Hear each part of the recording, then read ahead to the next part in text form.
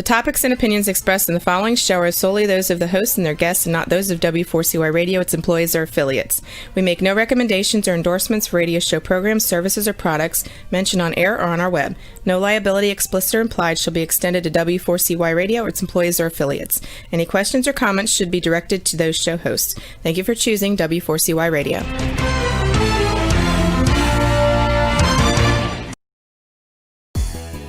Welcome back, everyone, to the Geeks, Geezers, and Googlization Show, the home of Googlization Nation, where we talk with HR and business thought leaders about the crazy shift going on in the world of business, technology, and HR.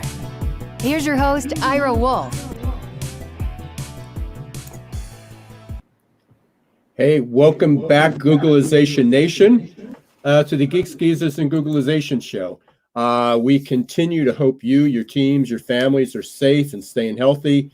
Today, I'm welcoming back my guest, Mike Spermuli. Hello. So welcome back, Mike.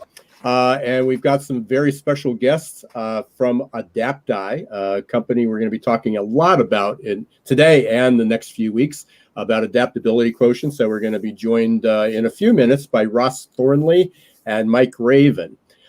Mike, you and I have been friends for 20 years. We won't go into that whole story again, but I'm sure it'll come up. But yeah, we're just about 20 years ago. And when we first met, I was involved with a couple different assessments we had in common, but this quality and motivation. And, that sort of kind of captured our imagination. And we worked on that for a number of years. What we're going to be talking about today, this adaptability quotient, is something that I haven't been as excited about since for almost 20 years. I mean, we've got some great tools that measure everything from typing skills all the way up to senior level competencies. But the adaptability quotient, the timing for it and everything else is just phenomenal. So really excited about that. Well, as I was getting ready to come on the air with you here today, I was thinking, boy, you talk about timing being dead on. Whether you like it or not, everyone's having to deal with adaptation in some form. So this is a perfect segue into what we're going to be talking about. Yes, and I mean, it's not just us, but Harvard Business Review has called adaptability quotient AQ. Many of people may be familiar with the emotional intelligence or emotional quotient. That's certainly been quite the rage for the last 20 years since Daniel Goleman introduced it. Right. So we, again, I would say on a daily basis, I get a call or a contact from a client or a new prospect that's looking for, how do we test for emotional intelligence? But adaptability quotient, especially with 2020, is the research shows, and I know Ross and Mike will be talking about this, that only about 1 in 4 employees, workers, have the ability and the character to actually adapt at the pace of change. So again, we're going to get into a little bit in the background of that as well. So anything new and exciting in your world this week? I had a couple of bears visit us, which is a common occurrence, and they play in the pond, and they're bulking up for winter. So were they wearing masks? No masks, no. But they're out and about. This is the big crush before they hide a little bit during the winter months. So they're nice to view from afar, but you definitely don't want to get too close. I saw some of those pictures on from your deck and your patio. So yeah, a little social distancing there. So a lot of social distancing, especially when a mom has multiple cubs. You stay in the house. You stay in the house regardless, because as lovable as they appear to be, one swipe with their claw and you're in the ER. So yeah, pretty much so. So yeah, well you keep it easy that way as well. So I want to get into bring Mike and Ross on shortly, but we've got another announcement that's coming up. We interviewed her a few weeks ago, Joyce Joya. Joyce has been She's president of the Herman Group. She was with her husband, Roger Herman, who passed away, unfortunately, a few years ago. So she's still leading that. She's been heavily involved with everything from the World Future Society and another group. So she's a futurist. And she and I have been, we met about a while ago, but I've been reading her newsletter for years. And we're going to start doing a special segment beginning next week, each week on a hot topic. And the segment's going to be called Ahead of the Curve, Normal 2.0. She's been writing a lot about HR, work, people, industries, business, even lifestyle, well-being, healthcare, in the new normal, how change is really affecting us all and every business that we're in. So we're going to be doing a short segment each week for about 10, 12 minutes. We'll have a brief discussion. She'll tell us what she's working on or something that she wrote about. And so that'll be a lot of fun. So beginning next week, we're going to carve out about 10 or 12 or 15 minutes there. And we're going to be talking with Joyce. And so really excited to bring her on. But right now, let's jump into this because I'm chomping at the bit to ask him some questions, get a little bit of background. I know you are too when we talked. So we're going to bring on Mike Raven, Ross Thornley from a company called Adapteotic. They have developed a revolutionary assessment called AQai. We're going to talk about how AI has been involved with that. And just to give you a little bit of background, they can share a little bit more, but I guess their mission statement is transforming the way people and organizations adapt to change. This was in the works long before the pandemic, but couldn't think of better timing. And they've got quite an audacious goal of ensuring that no one is left behind in the fastest period of change in our history, which is true. They've heard me talk about that a lot. And their goal is within this decade to help 100 million people measure and improve their IQ, or their AQ, not their IQ, but their AQ. So welcome to the show, Ross and Mike. Hopefully they're coming on board here. There you go. Yeah, they are. Hey, so welcome to the show, guys. Thank you. Great to be here. You heard a little bit of the pitch coming on. So either of you can handle this first question. I always ask, it's, most people didn't necessarily grow up thinking, this is what I want to be when I grow up. I thought I was going to be a dentist, and I was, but haven't done that in 25 years.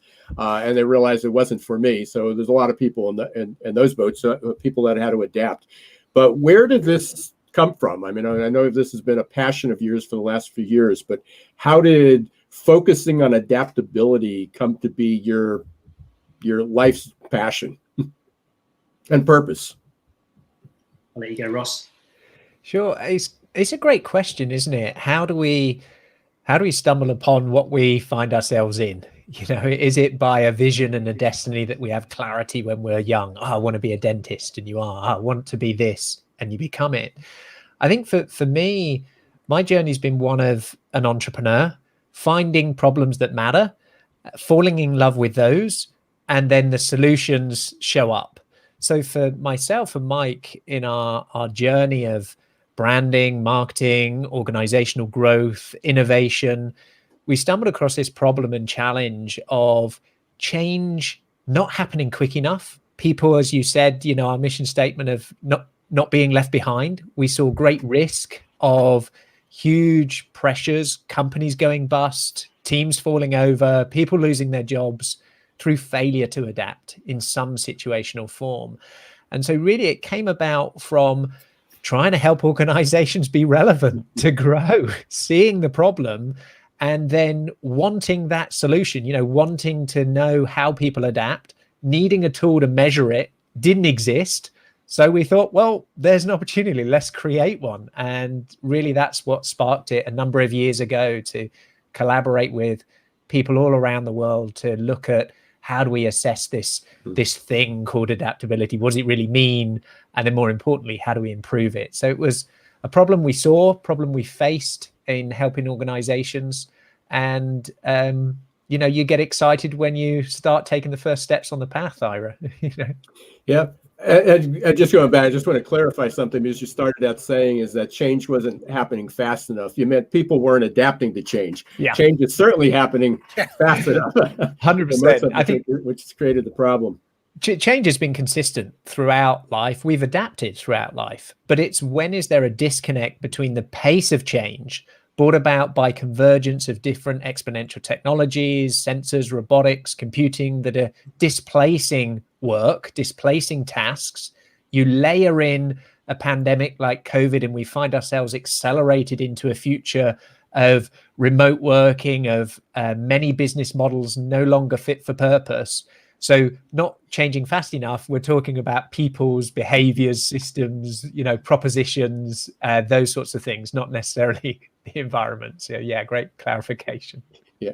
And one of the things that popped up, and I was introduced to the people in the book, there was one in your documentary, and we'll talk about that in a little bit, but always trying to give people examples about the impact of exponential change. And before the pandemic, a lot of people didn't understand what that was. But when we look at linear versus exponential, and in a new book called The Adaptation Advantage, and I believe one of the authors was in the mini documentary, they talked about, most people are familiar with technology advancing at Moore's law, doubling every 18, the speed of processing and the cost dropping every 18 to 24 months.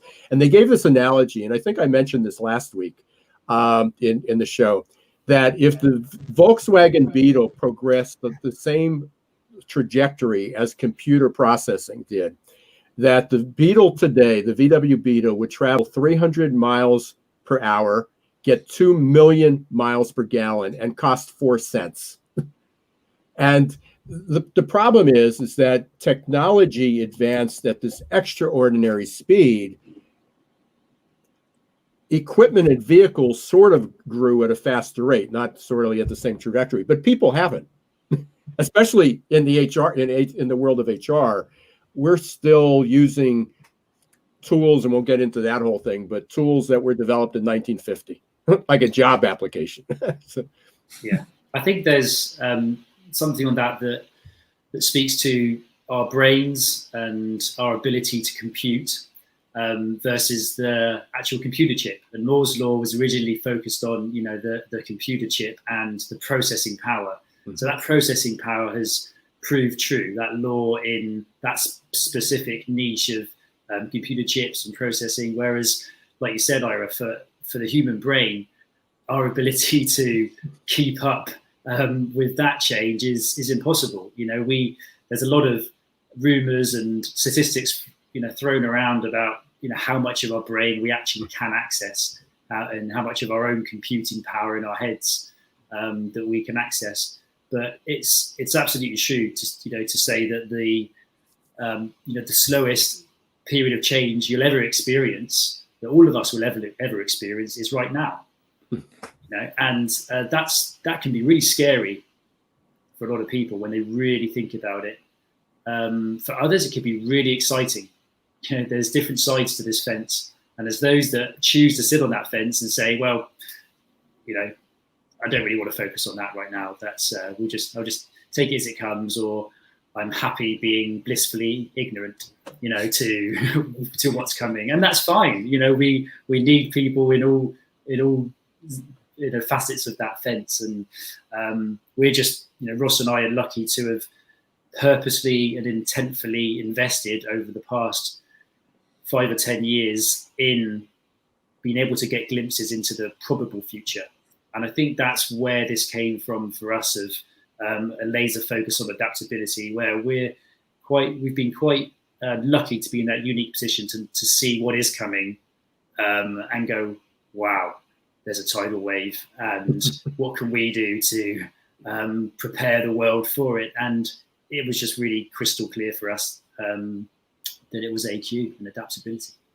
Well, I'm glad you did it. So, Mike Spermulli, anything going through your head? Well, the first thing that comes to mind is the question of how easy is it for someone who might not be all that naturally skilled to adapt to change, if they want to be able to improve those areas compared to, like, let's say, cognitive abilities, which are pretty much, they are what they are. And a lot of personality characteristics are set in stone. Behavior is adaptable. Where does the adaptability quotient line up on that continuum as far as ease of being able to modify, assuming someone wants to improve their ability to adapt?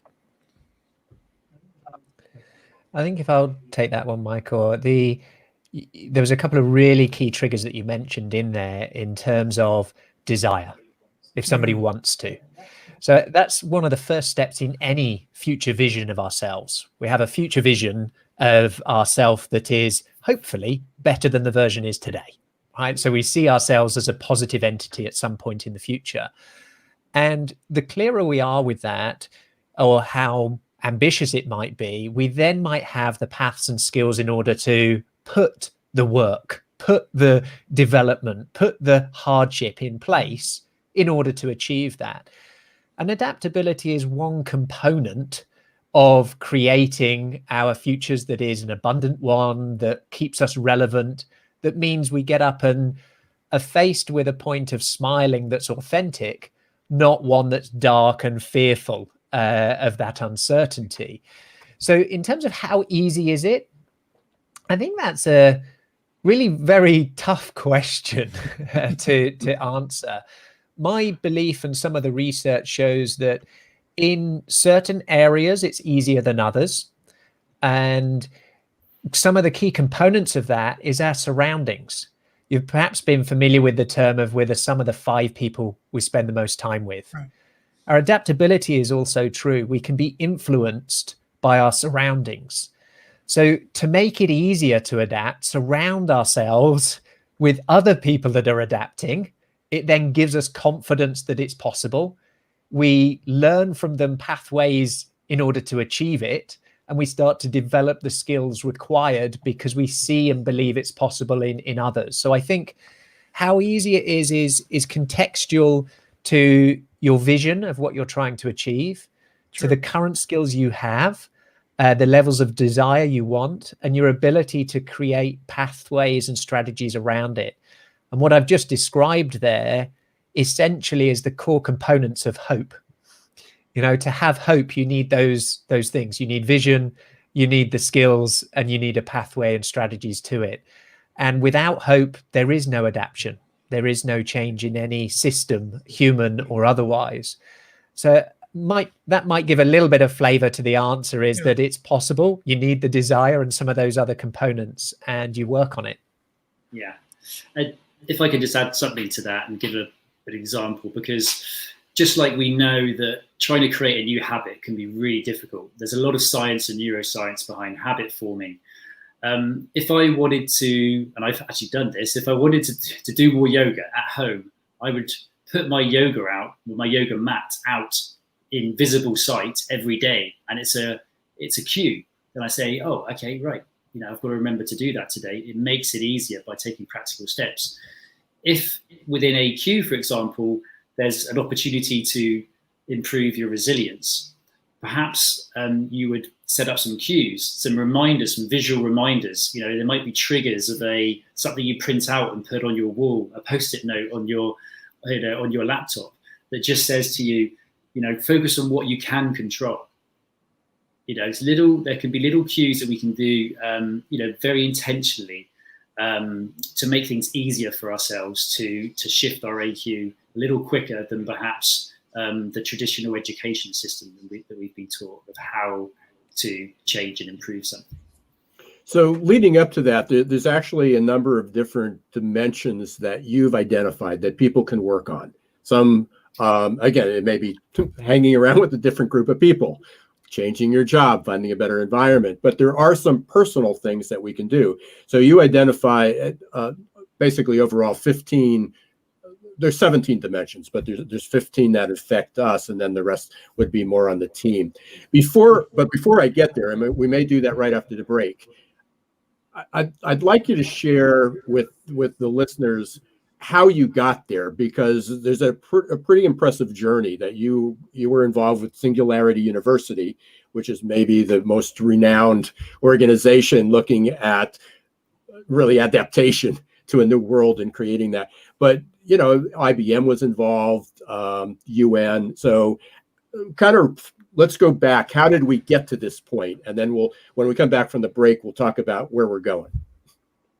I'll try and do it succinctly for you, Ira, and things in terms of, you know, a journey starts with a commitment to doing something a certain way. And then the way in which we did it was through collaborations. Rather than starting a complete slate, we wanted to look at what already exists, what research is out there, what research is at a credible level. So not just a small little pocket that's been done that isn't been validated or peer reviewed or exists in a scientific community. So reaching out to top behavioral psychologists, professors at different universities to start the conversation about what components make up adaptability, what work has already been done. And I think that's a great way to start anything, is to do some research and see what exists, what is now relevant today, what's changed, what's missing. So there were certain components that we felt hadn't been researched yet. So we needed to do some primary research, some emerging things. This talk about unlearning, for example, another one of the dimensions, there hasn't been much peer review or understanding of looking at how does that function in organizations. So we spent 18 months in developing the model. We invested over £500,000 in building that assessment, the platform, the validity, and going out to organizations to do real research. You know, you mentioned IBM, HSBC, different UN agencies, so that we could collect data. Because whilst we might have past research, we might have our research we're doing and hunches and all of these things that we're combining, the real work comes when you're getting that data in, and the data can then look at saying, this works, it doesn't work, it's not reliable enough. You know, we did some dimensions based on the big 5 personality traits, and the reliability was just awful. You know, is it like 0.2, 0.4, and we felt that's not good enough for us. We need to be better. And that's where things like different technologies, AI, machine learning started to come in to really build a robust and valid model. So it's been a journey that we just feel, Ira, is at stage 1. We're at the forefront here, and we're wanting to continue our research to improve our understanding, to improve the model as we go along. And that's an important part of our mission, rather than saying, oh, we've got something, now we're just going to commercialize it for the next 50 years, which perhaps is how it was done before. You know, a personality assessment done in the 50s on paperwork, it might have then been digitized, but fundamentally it's the same science and hasn't evolved through new sensors, new data, new information. And that for us is important. So it's a journey that's been going, in relative terms, we feel a long time, 2-3 years in research, but in real terms, we're just beginning. And we're so excited in the work that we'll be developing, the understanding of adaptability on a really interesting way of all the different components. So to get here, again, you went through the research, you looked at what works. It's fascinating because Mike and I mean, that's our world. I mean, we live in the world of the big 5, the 5-factor model. And again, it's still, from a job fit, it's still sort of the best we have. We know it's evolving. Yeah, absolutely. It's why we started there. It's the best that currently exists in our view academically of a valid model. And you know, just think about what's in our hands and opportunity now compared to even just 5 years ago, 10 years ago, on our level of ability to understand people. The technologies that might seem to oppose us or displace us could be the ones that help us understand each other even more. And being open to that could unlock so much more opportunity to, like you say, of fit for role or for new roles that don't even exist yet. That's the biggest challenge. You know, how do you prepare people for something that you don't know what they're preparing for? And that's the world we're living in. And that's where I think there's so much unique opportunity. It's particularly scary. I mean, starting with, and again, there's been a number of books that have addressed this of asking a high school student or a high school student asking a kid in grade school, which is when I decided that I was going to be a dentist, and then too stubborn to change my mind throughout those years. But so young, it's like, what do you want to be when you grow up? And even for college students, and now particularly as parents and grandparents, at $30,000, $40,000, $50,000 a year for an education, and people get focused on it, and by the time they graduate, the skills that are required are completely different. So, obviously the number one skill is adapt. One of the skills that we need to teach people is how do you learn, how do you unlearn, how do we adapt to those environments?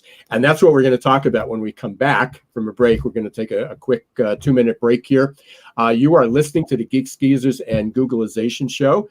We've got my guest co-host, Mike Spramuli here, and our special guests, Mike Raven and Russ Thornly from AQai. We will be talking more about the adaptability quotient in just a few minutes. Stay tuned. Hiring top talent shouldn't be left up to the roll of the dice. And yet, that's exactly what many organizations do. They roll the dice, cross their fingers, and pray for a better outcome. Hiring the right employees the first time is much too important and way too costly to leave to a game of chance. Your employees and your customers deserve better. For 25 years, Success Performance Solution has been helping small and medium-sized businesses hire smarter. They offer pre-employment and leadership assessments from typing and data entry to C-suite competence. Whether it's production, sales, healthcare, call centers, or management, Success Performance Solutions can help. Visit their website at www.successperformancesolutions.com to schedule a free demo or call 800-803-4303. A lot of you might be feeling like you're standing in deep shift. But do you know what grows and rises out of deep shift? Opportunity. To successfully navigate the shift to the new normal, each of us must learn to rapidly adapt to the speed of change. Some of us are hardwired for this. Others, not so much. That's where Success Performance Solutions can help. Success Performance Solutions is now your AQ headquarters. Whether you are personally struggling with the next chapter in your career or wondering how ready your team is for fast, disruptive change, our AQ assessment and coaching will provide you a detailed, scientifically backed roadmap to guide you into the new normal. Optimize your adaptability today. Contact Success Performance Solutions about evaluating your team's change readiness or joining our upcoming AQ Masterclass. Visit successperformancesolutions.com or call us at 800-803-4303. Hey, welcome back, everyone, to Geeks Geezers and Googlization. We're here with my co-host, Mike Spramuli, and my guests, Mike Raven and Ross Thornly. We were talking about AQai. We're going to continue that conversation. So, guys, you saw the commercial there. We're talking about opportunity, lots of opportunity out there, despite all the bad news. It's interesting. I thought the other day is, kind of the passion, the purpose is to reach 100 million people, to help them boost that. And it sort of sounds elitist because it's 100 million out of 7 billion people. We're going to help do that. And I think that goes back to the earlier conversation about not everybody wants to move forward. We still have this desire to go back to normal, go back to the way it was, and it's just not going to happen. So Mike, if you can, Mike Spramuli, if you can put up that adaptive chart, the Adapteotic chart, it'll talk about this. So Mike and Ross, maybe you can kind of fill us in, because you came up with, I love this, because most of us remember maybe in somewhat painful. I was a natural science. I was a science major, so obviously this was my day in and day out. But this sort of creates the roadmap for an organization. And you created your ACE model, and then particularly what I was fascinated by was the change readiness index and also the reskilling index. So if you could give us a brief background on this, and also then we can talk about which of these areas turned out to be the most important that companies need to focus on. Perhaps I'll just do a quick 2-minute and then hand over to Mike as well for some input. It's interesting, isn't it? We're in a show, Geeks, Geezers, and Googlization, and for the geeks about us, me included, the Adapteotic Table just, it felt too good to miss. And I have to give credit actually to our product lead, Charlie, who coined the Adapteotic name. So we had this visualization as it started to manifest from our initial model. You mentioned ACE, and that's about ability, character, and environment. And it's those 3 core pillars that through our research we found are components to inhibiting or accelerating adaptability. So the ability is how and to what degree do I adapt as an individual. The character, a little bit more aligned to personality, but this is things like who adapts and why. And then a really missed piece in so many assessments is the environment context. So when does somebody adapt and to what degree? And then, as you mentioned, all of these 15 subdimensions that are components of those core pillars.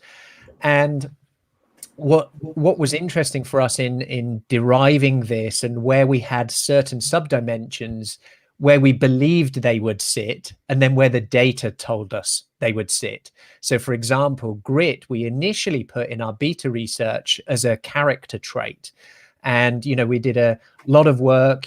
Many of your listeners might be familiar with Angela Duckworth's work in grit, and some amazing, when you look at the data, that this is an ability. This is something that you can learn and develop. It's not just a character trait. And so before I go into too much detail about these things, we wanted to have a holistic view that was science and evidence backed, but then also practical, that could deliver a roadmap for people to see where they are currently, but more importantly, how they can improve it. And we can start to predict future outcomes. So by taking different components, different subdimensions, having the matrix and weighting of those to predict a change readiness of individuals or teams, and a reskill index. So based on perhaps things like their unlearning, level of hope, their mental flexibility, we can start to predict how long or how easy or how much support they might need in reskilling. And that's just so critical to know from an individual and from management and development perspectives, so that you can deploy your resources effectively, and so much opportunity within that. I'm sure Mike can add some of his, flavor and experience in developing this model. Has been one of a collaborative approach with lots of different inputs to get to this point. Yeah, sure. I think a couple of things, spring to mind when I think back to when this, the birth of this started happening, a couple of years ago. And, our belief, and I think the scientific community are now starting to really, come on board with this, is that, character and personality, those things aren't actually as permanent as we're led to believe by some corners of the world. And therefore, this fits into our belief of AQ being malleable. You've been able to boost your AQ and change it, because it's quite dangerous if you're stuck in a box. It's no one wants to be stuck in a box. And just as we had, I do remember the list was maybe 50, 60, 70 different potential traits of AQ at the start. So that was slowly getting, each one was getting crossed off with the amount of research that we were doing, working with IE Business School, different professors, it started coming together really beautifully into this ACE model, which made a lot of sense. And I wanted to add here that we've been doing of relevance right now some additional research into a group of individuals that we surveyed using our assessment tool before COVID. And we've taken a second assessment of them recently to look at, what's the relationship between burnout, between high stress and anxiety, and engagement of those people in their workplace. And for those who back in January, pre-COVID, had this good sense of their adaptability, of understanding how they respond to change, why they respond to change, which is where this ACE model comes in, have actually thrived a lot more through this COVID period. They're less burnt out, they're more engaged, and far less anxiety and stress levels than the greater populace, where actually a lot of people are at quite dangerous rates. So I think it highlights to us that this ACE model can be used in so many different applications, but we had to start somewhere, and for us that was through the lens of employees inside organizations, and that's where the environment part comes into play. Your team support, the different structures in your workplace, what that feels like to you. And because of course we have an environment at home as well. We have an environment, like Ross said, of the people that we spend time with. So what excites us is just the amount of research still to be done, because it's a job to be done that will never be done. Yeah, and there was and I'm going to see if Rebel can put this up. It's a long URL, but we'll make sure that we'll get this out to you. But there was an article that I think just was released yesterday, maybe. I think I got it from you guys in Wellbeing Magazine. And I don't know if some of this came from there, but it talked about the 3 Bs: burnout, breakdown, and boredom. Coming from this, and it's another area where we could use that scrolling along the way. So you might want to we can get this for you, but there was this article about it, and that there's more just than saying, oh, this is just for business. This can be used for everybody, but in every organization, about well-being, because there's certainly a lot of stress, a lot of mental illness, a lot of depression, confusion, distraction, the whole you name it, going forward. Yeah, I want to pick up on that, Ira, and certain words might mean things to us in different contexts, and we might have a belief about them that might be built up from our biases or past experiences compared to maybe what the research or academic elements are. What we were really cautious about doing is just becoming a research institute that never created real life value.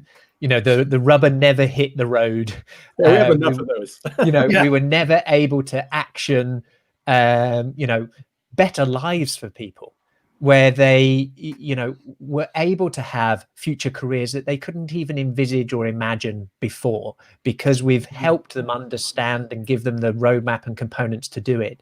Even if we just take resilience, for example, a lot of people, when I have conversations, and they see resilience as someone who can weather the storm, that has endurance, that can put up with something because they're resilient.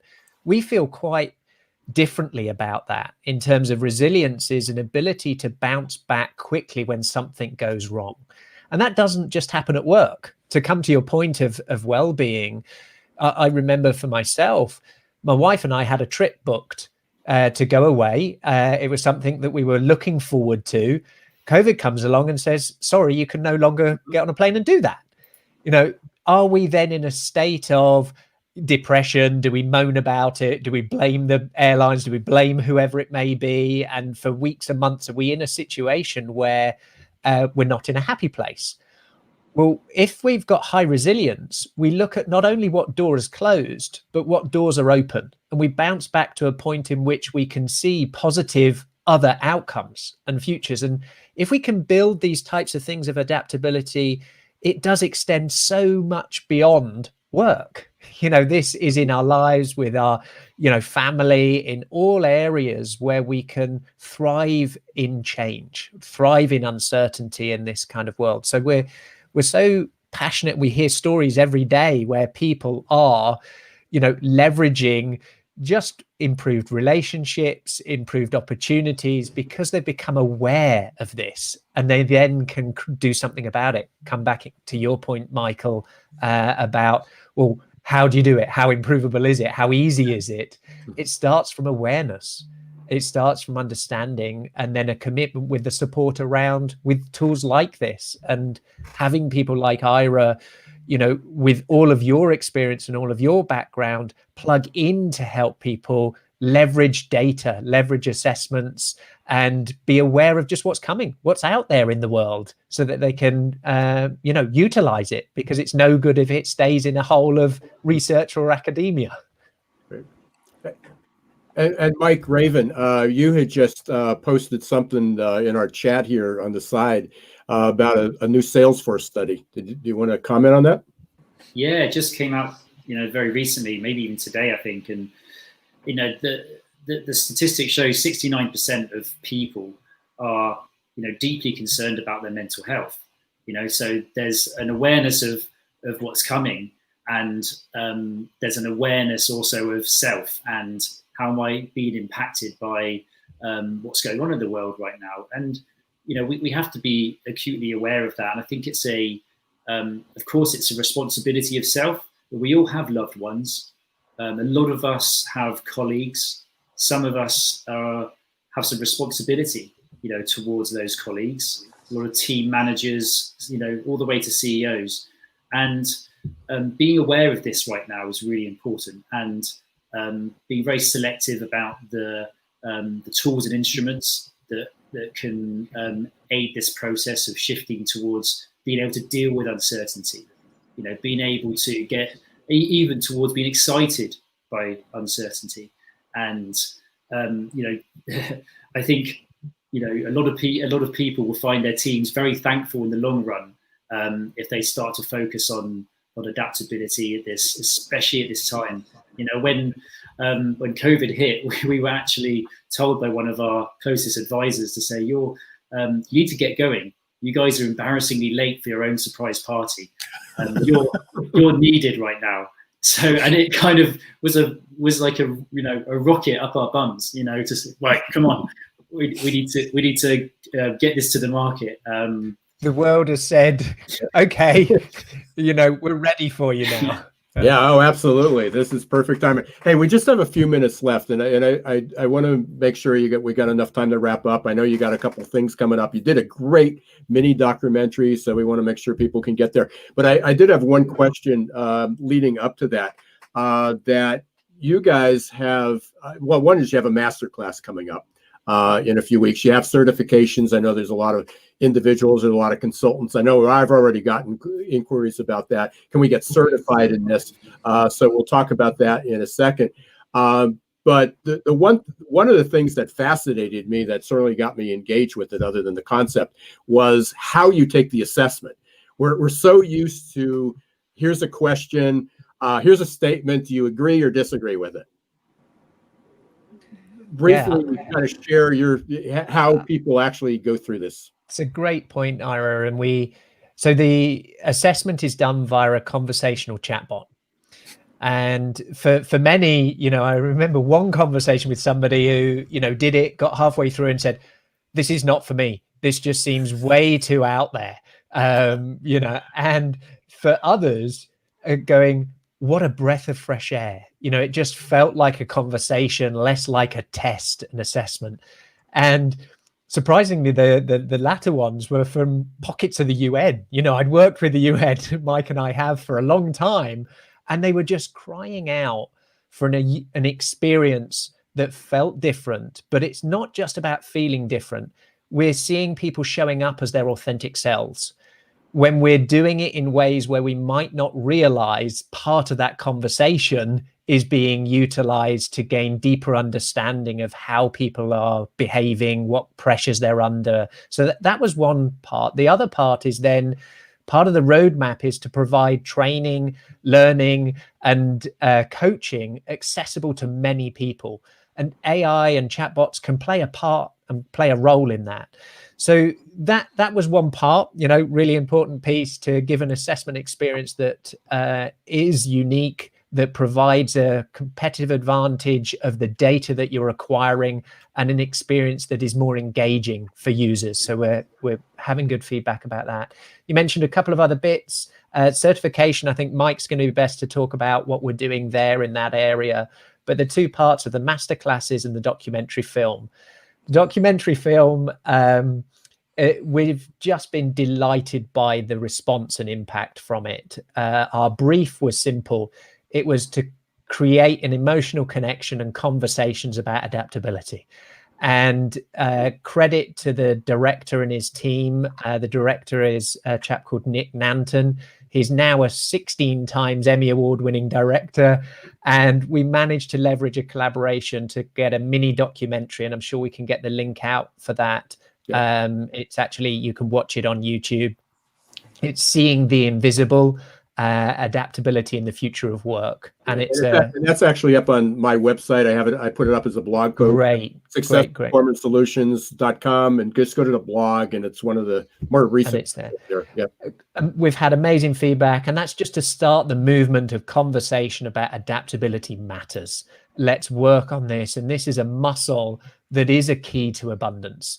And that's such a powerful piece that started so many conversations. And the masterclasses, we're beginning a series of all these people that we've picked up along the way, of experts in their unique areas, from authors. You mentioned Heather McGowan of the Adaptation Advantage, and Barry O'Reilly on Unlearning. He was one of the faculty at Singularity University. These people are part of our community, and we're wanting to share them during masterclasses to go deep in this.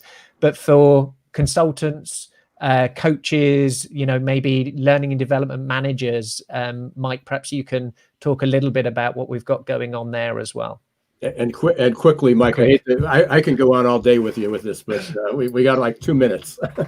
Sure. Well, very briefly, we're excited because next week we're taking our first cohort through that certification program. It's 3 days, 2 to 3 hours per day, all live and interactive, and from all corners of the world, all walks of life, from wonderful senior sort of talent professionals through to business owners, through to consultants and leadership coaches. So that's going to be really exciting. We've got 4 more running this year, and then next year we're going to develop that further to support all those people that want to and need to be involved in this AQ movement. And I know your masterclass was initially looking at companies that could put 50 people in there. And for anybody who out there is listening that would like to get involved but doesn't have 50 people in their company, or that they want to sign up for that, we actually have a cohort that's going into that. So if you're an individual that wants to participate, just contact me. It's actually the first link up on the successperformancesolutions.com site. You can register that. Or if you have a group of 5 or more, we will actually be able to pull out your team report for that. So you don't need the 50 people. So you can go out there, as I say, go up to successperformancesolutions.com, and it's the first button right at the top. You can get information about that. The scrolling was scrolling across the bottom of the screen was the Adapti. There it is. So if you want to learn a little bit more about the certification, you can go up there or reach out to me, and you can do that. Ross and Mike, any final comments?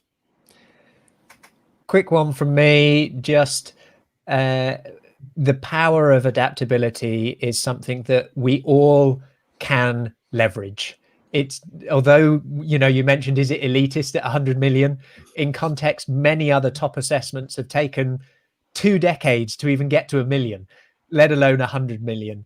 And we need the help of motivated people that care about the well-being and the futures of society and humanity. And we're so proud to have you in our world, Ira, and we're looking forward to a great adventure. It's been a real pleasure to be here. My first live show, so thank you for that. Thanks. Mike, just from me quickly, again, the same sentiments, just love collaborating with guys like you, and it really makes this all more meaningful. And I guess a message to anyone listening that we're going through a lot right now, and you can deal with anything. Just give yourself permission to stop, permission to recharge, permission, even if it's just, to reset for 60 seconds between doing something. Sometimes that's all you need. So give yourself a break, give other people around you a break, and just support each other. And yeah, just be involved in that conversation about how to adapt or when to adapt, and we'll have a much bigger future than any of us can imagine. Yeah, and again, very grateful for you guys. Glad we came across, and as you always say, opportunity to co-elevate. Love that term, co-elevate. So Co-elevate we're the way right there. So you and I will definitely be in touch, and hopefully a lot of other people. So really appreciate you taking some time, Ross and Mike. I know you got a lot on your plate. Appreciate you being here. Thanks, Ira. Thanks, Michael. Stay safe. Thanks, guys. Mike, Michael, we got a few seconds left here to wrap this up. Any quick comments? This is exciting. I mean, we've both been in the assessment space for over 20 years, and there are always new tools coming out on a regular basis, but different ways of measuring the same thing. This is new, so I'm excited to see where this ends up going, because I haven't run across anything like this in all my years of doing this type of work. Yep. Appreciate it. Yeah. And so we'll be talking a lot more about this in the future, including next week, Geeks Geezers and Googlization. We'll be back Wednesday, 1 p.m. Eastern time. We will be having, again, more conversations about that. And next week, we're going to be introducing our new segment, Ahead of the Curve, Normal 2.0 with Joyce Joya. Until then, don't let the shift hit your plan. And if you want to listen to any of the replay of this, it'll be on YouTube and Facebook. And also basically any of your favorite podcasts, Apple, Google, Spotify, iHeart, SoundCloud, Spotify, whatever I missed. So we're out there. In the ether, anywhere in the ether, just think Geeks Geezers Googlization, and it shall appear. We're there. Well, next week, everybody, take care. Bye-bye.